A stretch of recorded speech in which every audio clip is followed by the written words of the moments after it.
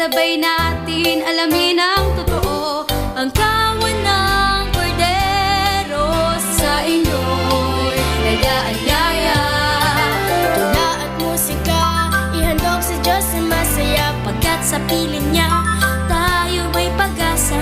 Walang hanggang ligaya, Tayo na magsama-sama. The KNC Show will teach us while we grow. Sa tulong ng ating Diyos Ama, isipan ay magliliwanag na.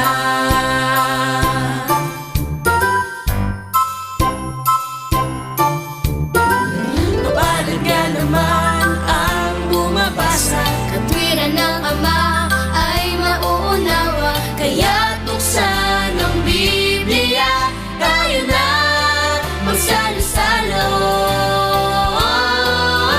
The KNC Show will teach us while we grow. Sa tulong ng ating Diyos Ama, isipan ay magliliwanag na. Ang turo ng ating Ama ang siyang dapat lakaran. Sa KNC Show will teach us while we grow. Sa tulong ng ating Diyos Ama, isipan ay magliliwanag. The KNC Show will teach us while we grow. Sa tulong ng ating Diyos Ama,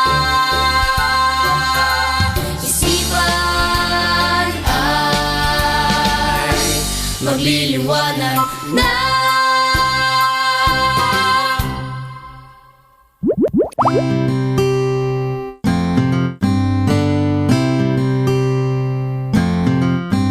Hi, girls. Hi, Eric. Hi, Eric. Oh, MJ, saan ka ba nang galing? Bakit parang nagmamadali ka yata? Akala ko po kasi abutan po ako ng ulan. Wala po kasi akong dalang payong eh. Sabi po namin sa kanya kanina, sumabay na siya sa amin, baka abutan pa siya ng ulan. Mabuti na lang, hindi pa umuulan. Eh, sino ba sa inyo walang dalang payong? Taas nga kamay. Nako, boys, wala pala kayong dala, ha? Kayo rin, ha? Kaya Eric, may dala po akong kapote sa bag ko. Ako din po, Kuya Eric. Good. Dapat lagi kayo may dalang payong o kapote o ano mang pangsanggalang sa ulan. Kasi panahon na ng tag-ulan, di ba? Kaya naman po ako hindi nagdadala. Kasi kailangan ko pa po magdala ng bag para sa payong at kapote. Mas mabuti na yun, MJ, kaysa naman magbasa ka ng ulan. Katulad kanina, tumatakbo ka pa para lang di ka maabutan ng pagbuhos ng ulan. Eh, hindi naman kasi umuulan nung umalis ako sa bahay. Pero tumakbo ka pa rin kasi akala mo ulan.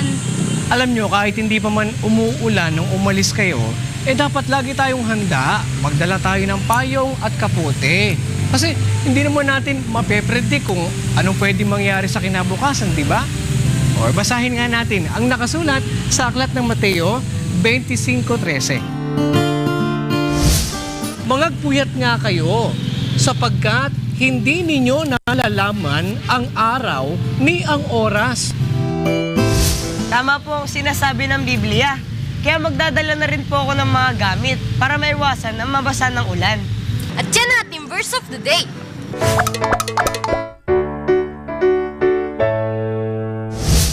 Kuya Eric, may kailangan pa po ba kaming dalhin bukod sa payong at kapote tuwing umuulan? Oo nga po, para maihanda na rin po namin. Alam nyo, meron eh.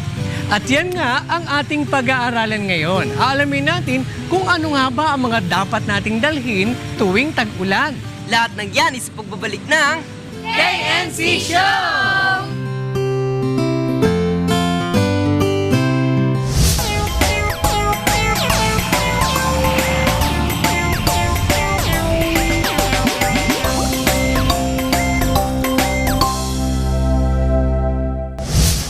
Good afternoon. I'm Sid Kapung reporting news from around the world.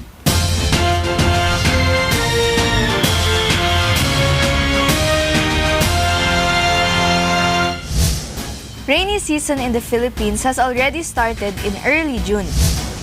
According to Monitoring and Prediction Section Chief of the Philippine Atmospheric Geophysical and Astronomical Services Administration or PAGASA, Antonin Lucero, the rainfall will be more frequent and there will be a very significant buildup of cloudiness in the later weeks of the month. PAGASA said that Filipinos can expect more rains in the coming days, particularly in the afternoon. The rainy season is expected to last until October or November. Lucero said floods occur during the peak of the rainy season, but with the El Niño interrupting the normal weather pattern, this may not happen. The Weather Bureau added that there could be another threat to the country before the year ends. La Niña may appear in December, which will bring more than the usual amount of rainfall, leading to increase in floods and landslides. They advise communities and local officials to prepare as early as now. Until next time, I'm Sid Kipon reporting news from around the world.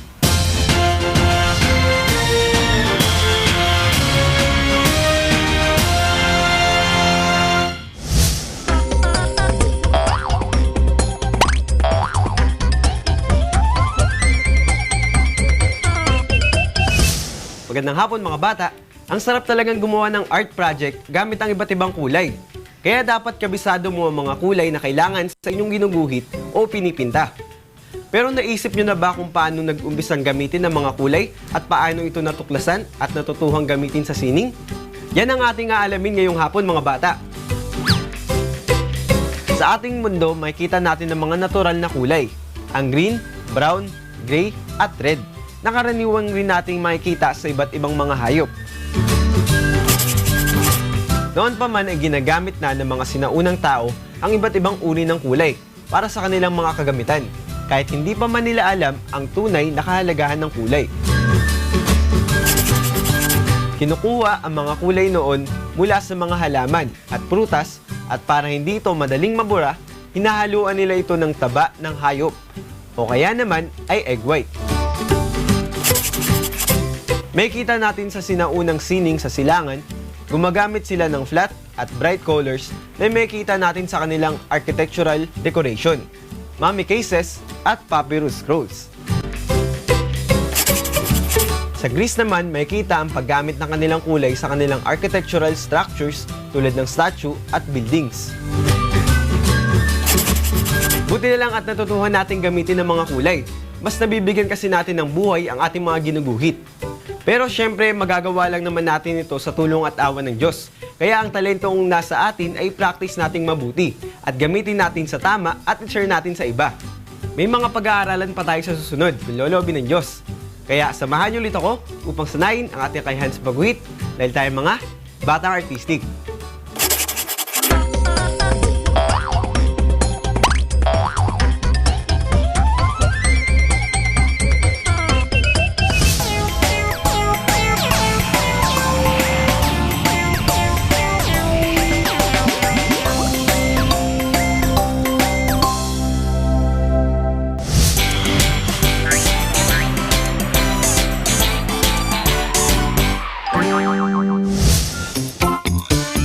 Magandang hapon mga bata! Ramdam niyo na ba ang pagpasok ng tag-ulan? Nakahanda na ba kayo dito?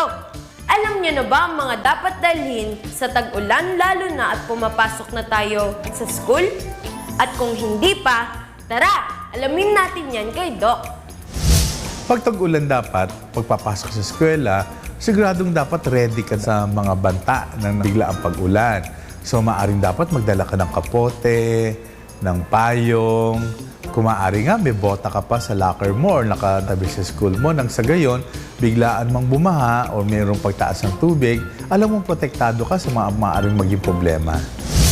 Ngayong alam na natin ang mga dapat dalhin sa school, huwag natin itong kalimutan ha, para hindi tayo magkasakit at laging present sa school. Bukas, kung loloobin ng Diyos, ang mga dapat naman nating kainin sa tag-ulan ang pag-aaralan natin. Dito pa rin sa Ben si Bibo!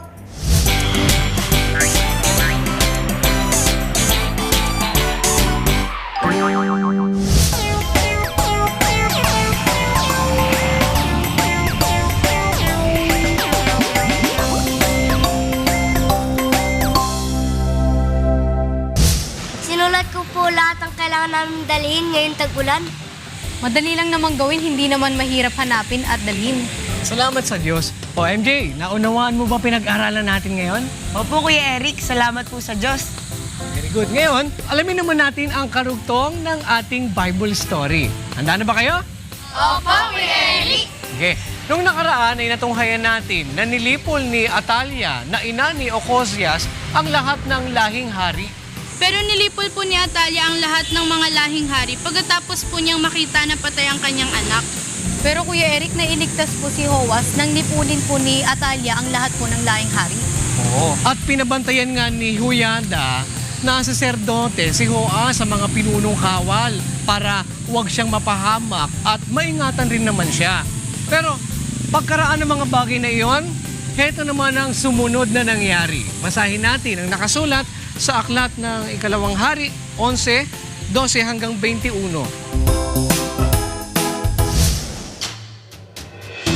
Nang magkagayoy, inilabas niya ang anak ng hari at inilagay niya ang putong sa kanya at binigyan siya ng patutuo at ginawa nila siyang hari at pinahiran siya ng langis at kanilang ipinakpak ang kanilang mga kamay at nagsipagsabi, "Mabuhay ang hari!" At nang marinig ni Atalia ang ingay ng bantay at ng bayan, ay naparoon siya sa bayan sa loob ng bahay ng Panginoon. At siya'y tumingin, at narito, ang hari ay nakatayo sa siping ng haligi ayon sa kaugalian.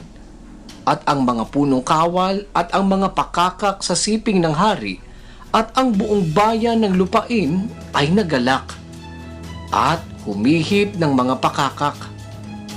Nang magkagayoy, hinapak ni Atalia ang kanyang kasuotan at humiyaw, "Paglilino! Paglilino!" At si Huyada na saserdote ay nag-utos sa mga punong kawal ng dadaanin na nalalagay sa hukbo at nagsabi sa kanila, "Palabasin ninyo siya sa pagitan ng mga hanay at ang sumunod sa kanya, patayin ng tabak!" Sapagkat sinabi ng saserdote, huwag patayin siya sa bahay ng Panginoon. Sa gayoy, binigyang daan nila siya at siya'y naparoon sa daan na pinapasukan ng mga kabayo sa bahay ng hari at doon siya pinatay. At si Huyada ay nakipagtipan sa Panginoon at sa hari at sa bayan na sila'y magiging bayan ng Panginoon. Gayon din sa hari at sa bayan. At ang buong bayan ng lupain ay naparoon sa bahay ni Baal at ibinagsak ang kanyang mga dambana at ang kanyang mga larawan ay pinagputol-putol nilang mainam. At pinatay si Matan na saserdote ni Baal sa harap ng mga dambana. At ang saserdote ay naghalal ng mga katiwala sa bahay ng Panginoon. At kanyang ipinagsama ang mga punong kawal ng mga dadaanin at ang mga kariteo at ang bantay at ang buong bayan ng lupain.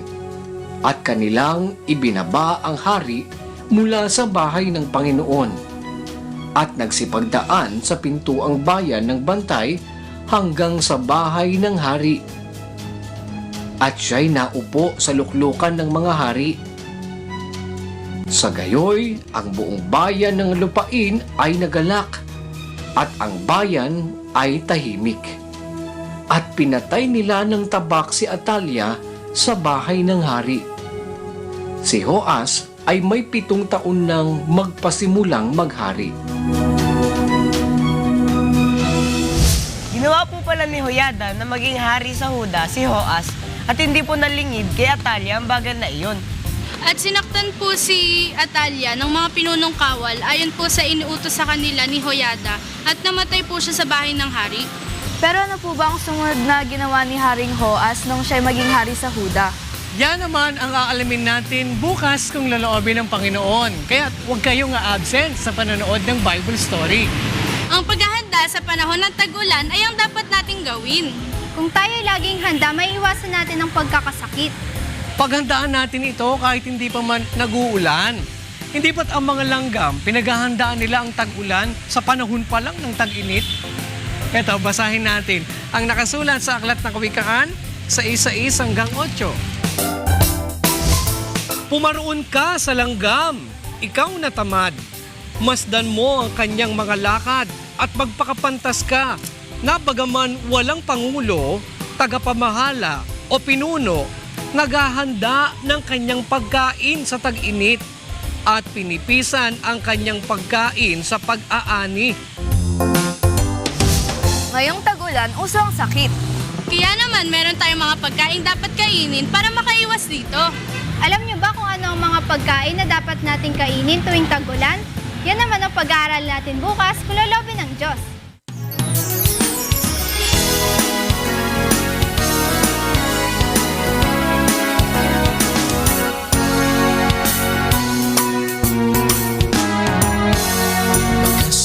Ay tapos na, balik na sa eskwela.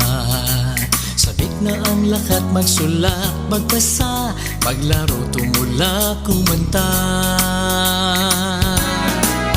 Mga gamit ay nakahanda, notebook, papel, lapis at crayola. Kahit luma ang bag, pero kung pwede pa, ang mahalaga ay masaya ka.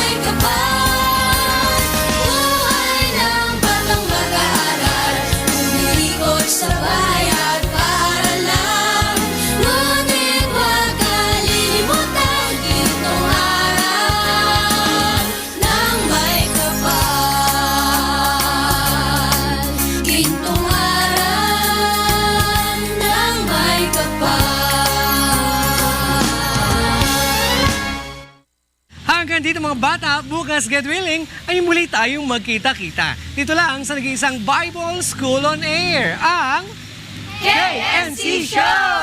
The KNC Show, will teach us while we grow. Sa tulong ng ating Diyos Ama, isipan ay magliliwanag. The KNC Show, will teach us while we grow. Sa tulong ng ating Diyos Ama, isipan ay magliliwanag na